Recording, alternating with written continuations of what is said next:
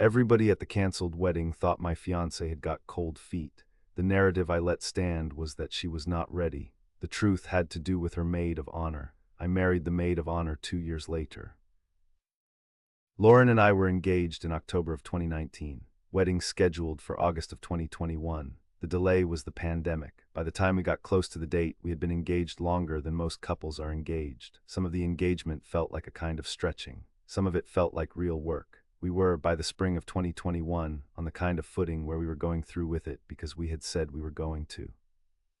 Lauren's maid of honor was a woman named Amy. Amy had been Lauren's best friend since college. She was in our wedding party. She was the person Lauren spent the most time with after me. She was the person who came on the bachelorette trip to Charleston in May. She was at our house for dinner every couple of weeks. She was, by every measure that mattered, family. Amy and I started in September of 2020. We were both, and I am being specific about this, both clear-eyed at the start. There was no slow build. There was a night at a backyard bonfire after the rest of the people had gone home, when Lauren had gone to bed early because she had an early flight, and Amy had stayed to help clean up, and we stood in the kitchen at 1 in the morning rinsing dishes, and I knew exactly what was about to happen, and so did she. It lasted a year. We saw each other in hotel rooms. We saw each other when Lauren was traveling. Amy was, in the same year, also the maid of honor at the wedding we were planning. She helped Lauren pick out the dress. She organized the bachelorette. She was the warmth of every detail. Lauren found out 3 weeks before the wedding.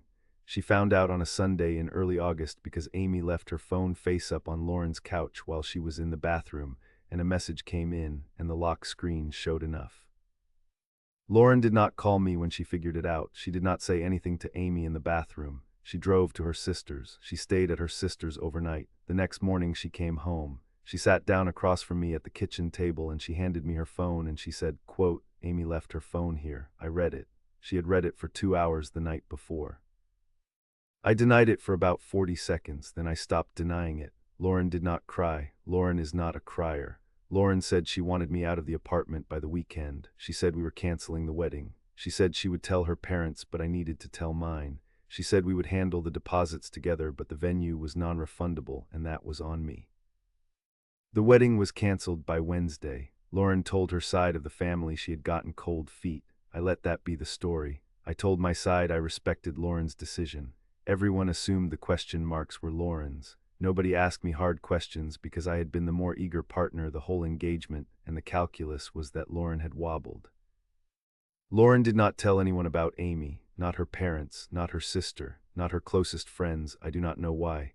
I have a theory, which is that telling people about Amy would have meant Lauren had been the one who didn't see it coming, and the version where she wobbled lets her keep that. I have not asked. Amy and I did not speak for 4 months, then we did. We started seeing each other publicly 14 months after the canceled wedding, in a quiet, slow way that we framed to mutual friends as a recent connection. We got married last summer in a small ceremony. Lauren was not invited. Lauren did not RSVP. Lauren has not, in 3 years, told anyone what she found on the phone. Amy and I have a daughter on the way in October. Lauren got married last summer too, to a man I have not met, and her wedding announcement was tagged in a way that mine could not be tagged. I have not figured out what that means. What would you have done? Tell me in the comments.